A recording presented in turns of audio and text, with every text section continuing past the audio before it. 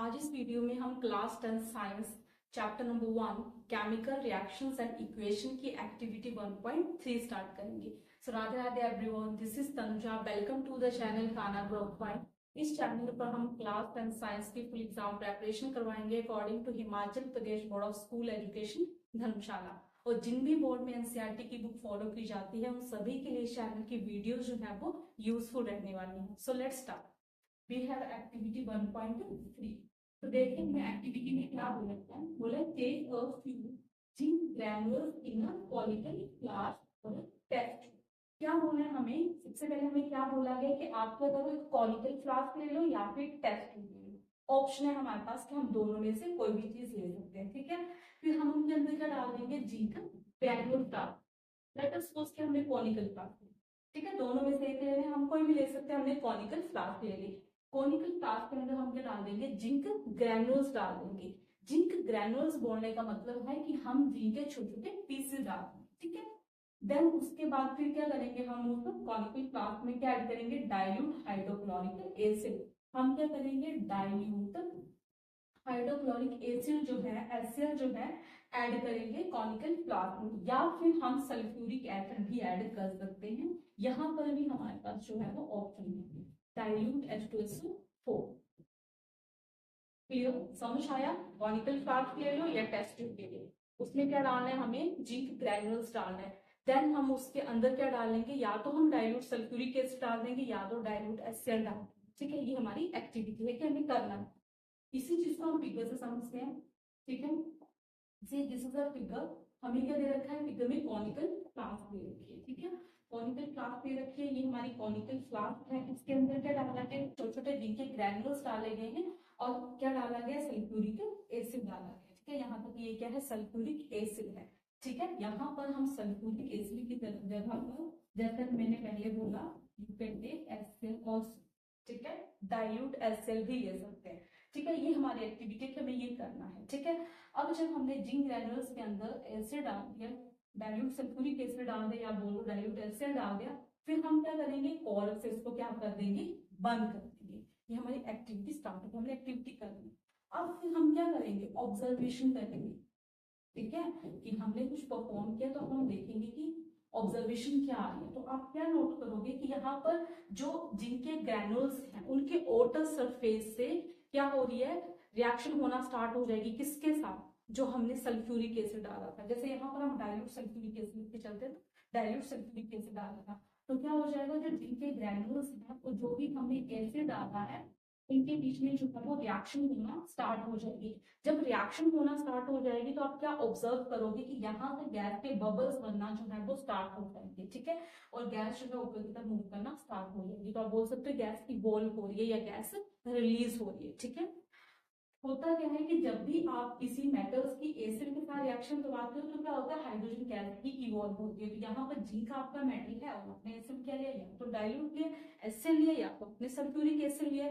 तो यहाँ पर आप क्या नोट कर रहे हो, तो कि हाइड्रोजन गैस जो है यहाँ पर इवॉल्व हुई है, ठीक है। अब जब हाइड्रोजन गैस यहाँ पर रिलीज हुई है तो उसकी वजह से क्या हुआ है, टेम्परेचर भी इंक्रीज हुआ, ठीक है। टेम्परेचर इंक्रीज हुआ है बिकॉज हीट जो है यहाँ पर रिलीज हुई है, ठीक है। हीट निकली है, टेम्परेचर बढ़ा है, हीट रिलीज हुई है, उसकी वजह से क्या होगा, ये जो कॉनिकल फ्लास्क है आप इसको टच करोगे तो ये पूरी क्या हो जाएगी, गर्म हो जाएगी, ठीक है। तो जब हीट रिलीज होती है तो ऐसी रिएक्शन को हम एक्सोथर्मिक रिएक्शन बोलते हैं। क्या बोला जाता है ऐसी रिएक्शन को, exothermic reaction.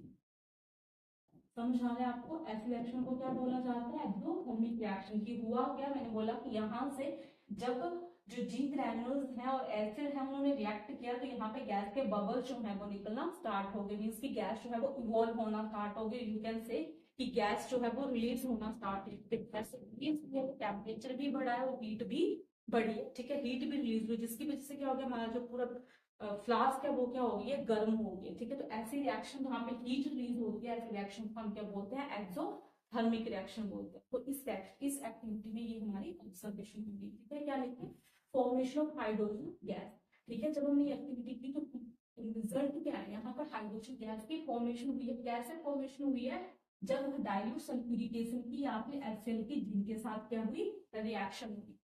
Is it clear, ठीक है। आई होप कि आपको समझ आ रहा है। ठीक है। और फिर हम यहाँ से रिएक्शन की फॉर्म में समझते हैं। देखो ऑब्जर्वेशन क्या बोले थे, formation of hydrogen gas by the action of dilute sulphuric acid और HCl जिंक, जो भी हम समझ गया है। ठीक है। अब ये दो रिएक्शन दे रखी हैं, दोनों के साथ ही बताए हुए हैं कि सल्फ्यूरिक एसिड के साथ रिएक्शन होगी तब कैसे प्रोडक्ट बनेगा, या HCl के साथ होगी तब कैसे बनेगा। ठीक है।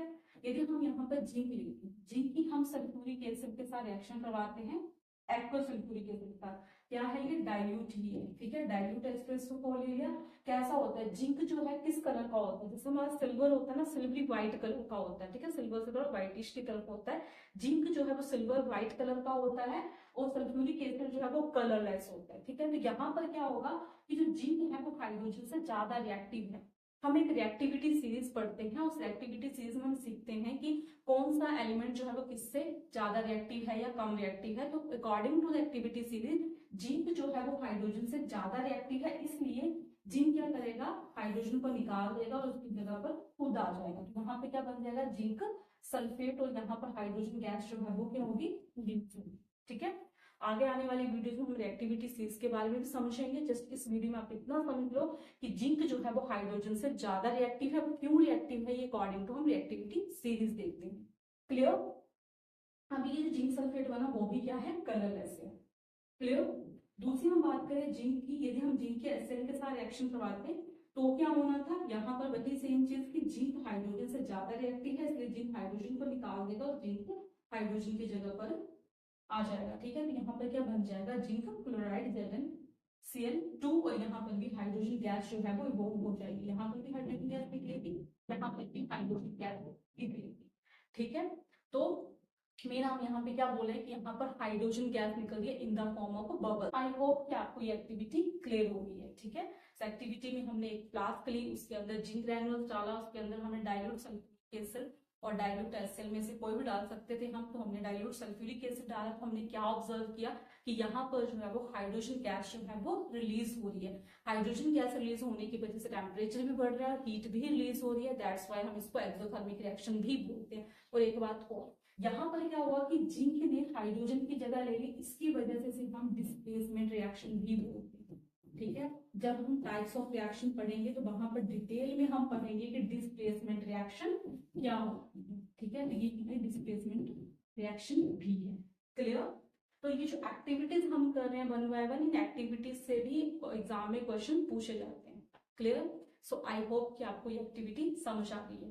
क्लियर। सो आई होप आपको ये वीडियो पसंद आई है। यदि आपको ये वीडियो पसंद आई है तो लाइक करिए, शेयर करिए, कमेंट करिए, एंड क्लास 10 साइंस की फुल एग्जाम प्रेपरेशन के लिए according to Himachal Pradesh board channel को सब्सक्राइब करिए। Thank you. मिलते हैं नेक्स्ट वीडियो में।